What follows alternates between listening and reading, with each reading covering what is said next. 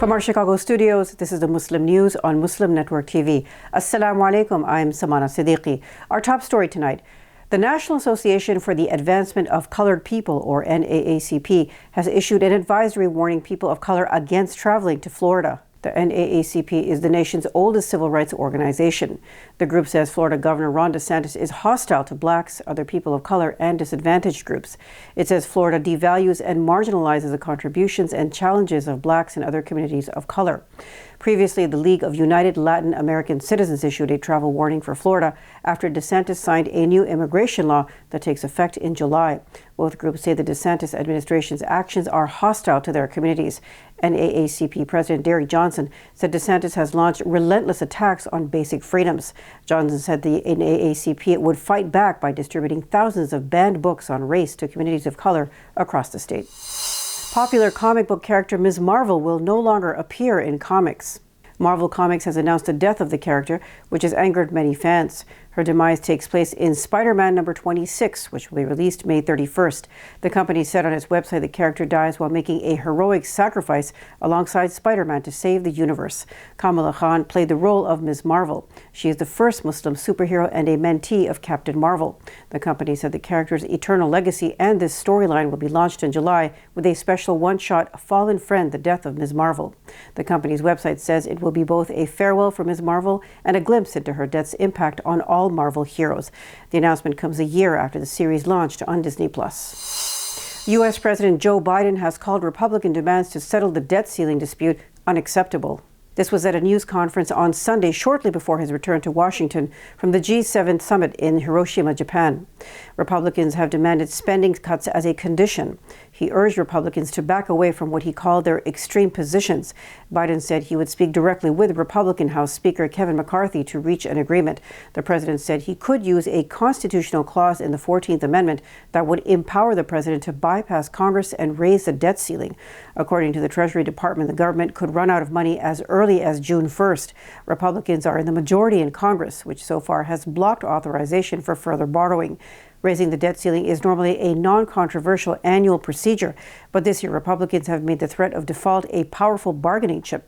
Failure to reach a deal on raising the debt ceiling would leave Washington unable to pay its bills. A newly unsealed redacted court order says the FBI misused a surveillance tool to spy on Americans.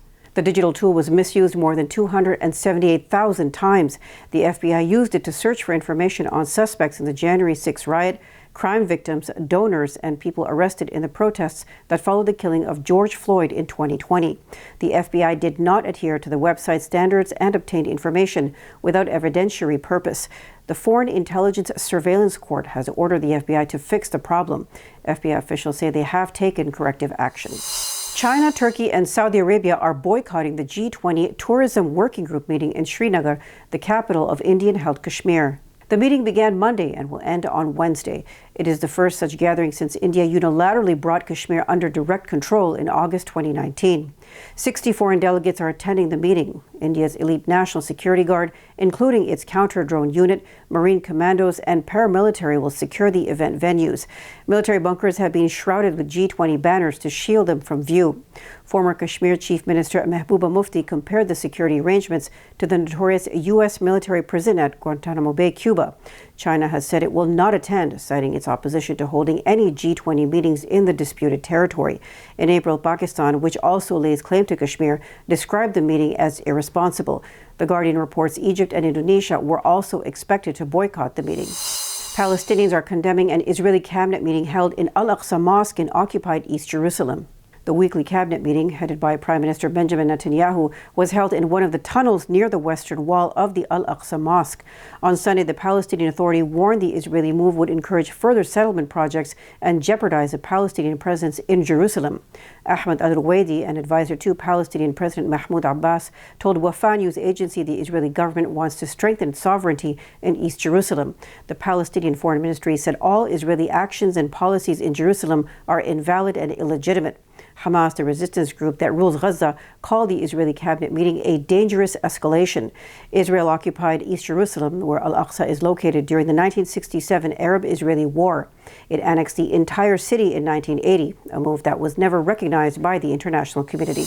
9 Russian and foreign designers displayed their collections at a modest fashion show during the 14th meeting of the Russia Islamic World Forum last week. The meeting was held in Kazan, the capital of the Russian state of Tatarstan. The fashion show presented trends in modest clothing. It combined the spiritual and style preferences of Muslim women with their faith, religion, and personal beliefs in mind. Organizers said modest fashion offers economic opportunities for manufacturers worldwide. Participating designers included those from Russia, Kazakhstan, and Indonesia. First female Saudi astronaut. Details after the break, so stay tuned, and we'll be right back.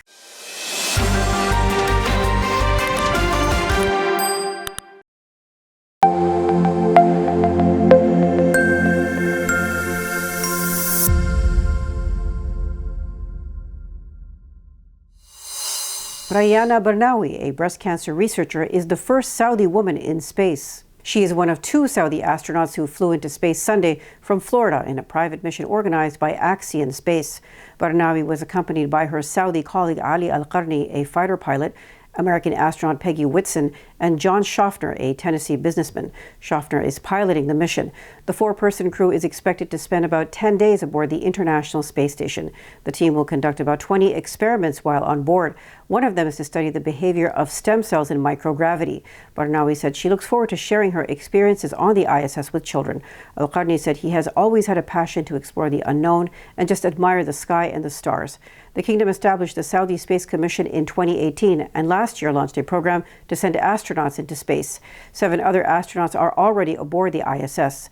3 Russians, 3 Americans, and Emirati astronaut Sultan Al-Nayadi, the first Arab to make a spacewalk. Hundreds of Syrians living in the opposition-held north protested President Bashar al-Assad's attendance at the Arab League summit in Saudi Arabia. Syria had been expelled from the league more than a decade ago.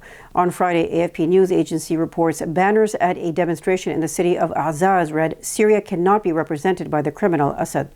The Assad government brutally put down protests in 2011, triggering more than a decade of civil war.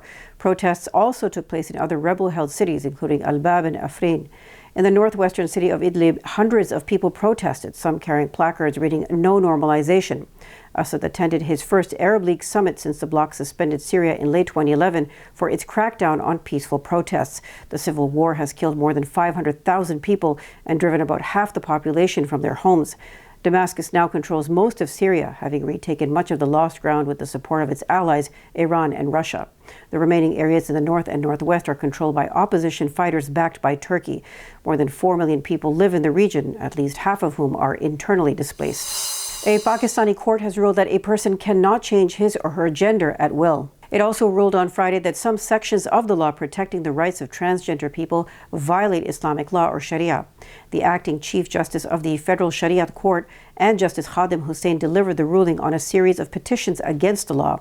Pakistan's parliament enacted the law to give legal recognition to transgender individuals and ensure they are not discriminated against.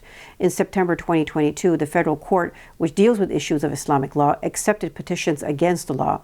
The court noted gender is related to a person's biological sex. It noted Islam grants basic rights to transgender people, adding their rights are also enshrined in the Constitution. Turkmenistan has launched a nationwide crackdown on men who sport beards. The Central Asian country, which borders the Caspian Sea and is largely covered by the Karakum Desert, began its latest crackdown in mid-May. Police were observed rounding up men with facial hair and, in some cases, forcibly shaving their beards. The crackdown was launched without announcement, comment, or explanation from the authoritarian government. Witnesses reported some bearded men were also barred from boarding planes or trains. As well, authorities reportedly asked the men to sign a written pledge they would not grow beards in the future. In former Soviet republics like Turkmenistan, beards are seen as a sign of religious extremism. Burma's military rulers have threatened the media for reporting a higher number of cyclone deaths. The junta said 100 Rohingya were killed by Cyclone Mocha last weekend. However, the media and the shadow National Unity Government believe the death toll is much higher. The national government, which is made up of former parliamentarians, claims at least 455 Rohingya died due to the cyclone. The storm, which hit the coast of Rakhine State and parts of Bangladesh last weekend, flooded refugee camps where the Rohingya have lived for years. Burma's junta said it would sue news agencies if they reported the higher death toll. The military government said it had evacuated the Rakhine population ahead of the storm, accommodating over 60,000 Rohingya from 17 refugee camps. It said those who died did not follow the authorities' evacuation procedure and remained in their homes.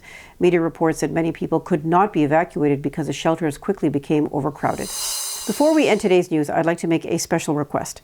It takes 55 hours of combined work daily for our team to produce this news for you. It is news with a unique perspective, and you will find it only here. Sound Vision is a not-for-profit organization which produces it, and just like PBS and NPR, it depends on your donations. Please visit MuslimNetwork.tv to donate now, or click on the link below to donate. Thank you. That's all from our Chicago studios tonight. Thank you for tuning in. You can subscribe to our YouTube channel and hit the bell icon for the latest updates. For more content, keep watching Muslim Network TV or visit MuslimNetwork.tv. Salam and good night.